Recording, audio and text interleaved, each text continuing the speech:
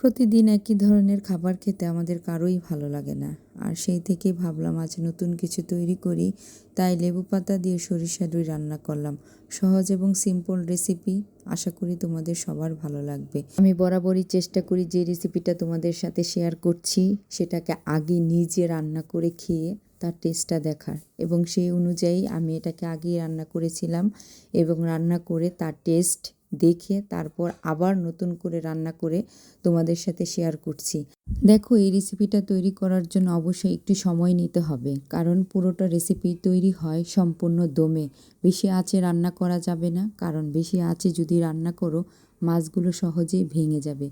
ধীরে সুস্থে আস্তে রান্না করতে হবে এবং আলতোভাবে মাছগুলোকে উল্টিয়ে দিতে হবে যাতে করে মাছগুলো ভেঙে না যায়।